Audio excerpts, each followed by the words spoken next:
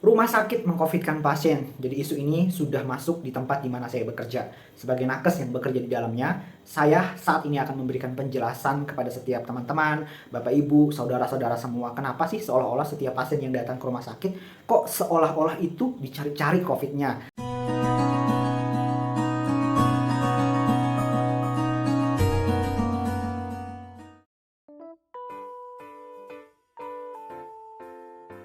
Nah, ini yang menjadi resiko buat kita semua yang hidup di tengah pandemi COVID-19 saat ini.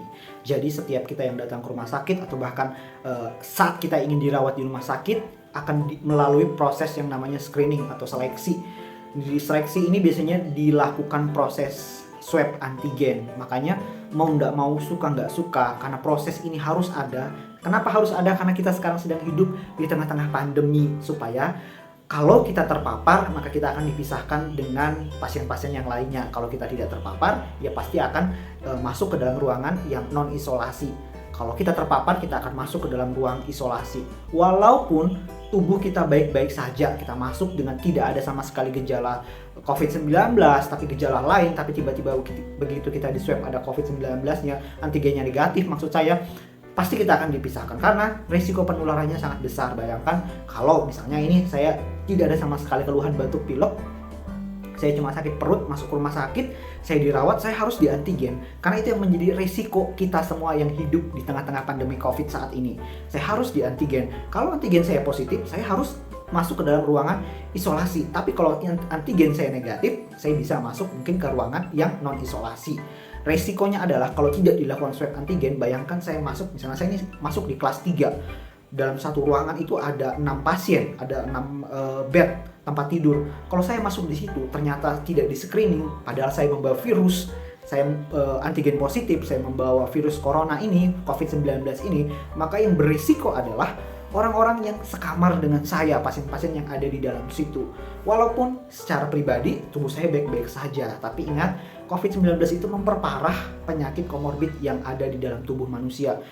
Bisa saja orang di sebelah kanan kiri saya itu punya komorbid atau punya penyakit bawaan yang parah, misalnya diabetes, gagal ginjal, atau yang lain sebagainya. Maka ketika mereka tertular penyakit atau ketika mereka tertular COVID-19 ini akan memperparah keadaan atau memperparah penyakit mereka sebelumnya, terutama penyakit-penyakit yang sudah kronis ini ya. Sejak awal, swab antigen maupun PCR, alat ini dibuat untuk mendeteksi adanya COVID-19 dalam tubuh kita. Untuk mendeteksi. Nah, bagaimana seandainya misalnya saya swab pagi-pagi, swab antigen, hasilnya negatif. Terus sore-sore saya nge-swab lagi nih antigen, ternyata hasilnya positif. Kenapa bisa terjadi dalam satu hari saya nge-swab antigen yang tadi pagi negatif, yang sore kok tiba-tiba jadi positif? Kenapa hal ini bisa terjadi? Jadi ada yang namanya hasil swab itu negatif palsu. Ya, jadi ada yang namanya hasil swab negatif palsu. Bisa saja yang tadi pagi ketika saya nge-swab itu sebenarnya positif, hanya saja alatnya langsung ngebaca negatif. Nah, itu namanya negatif palsu. Karena sejak awal alat ini dibuat untuk mendeteksi adanya virus COVID-19 ini di dalam tubuh kita.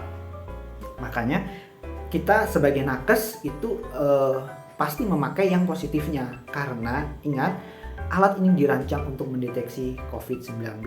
Nah, bagaimana juga kenapa bisa terjadi perbedaan hasil? Nah, jadi namanya juga alat, jadi perbedaan hasil itu bisa terjadi karena ada kesalahan di alatnya atau ada kesalahan pada saat proses pengambilannya.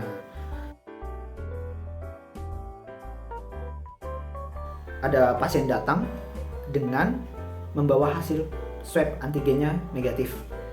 Tapi begitu datang ke rumah sakit kok seolah-olah tiba-tiba di-COVID-kan. Jadi biasanya kami, teman-teman dokter, dan teman-teman perawat lainnya akan melihat dari gejala pasien yang dibawa atau pasien yang datang ini.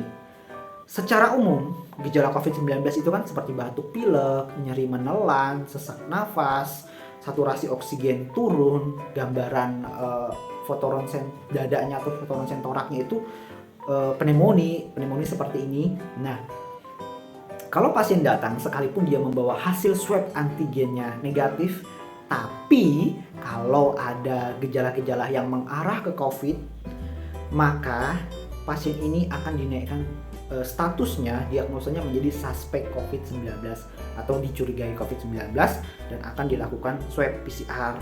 Nah, sekarang apa bedanya swab PCR dan swab antigen? PCR dan swab antigen ibaratnya seperti ini. Swab PCR itu dia lebih sensitif ngebaca virus dibanding antigen. Mudahnya gitu aja.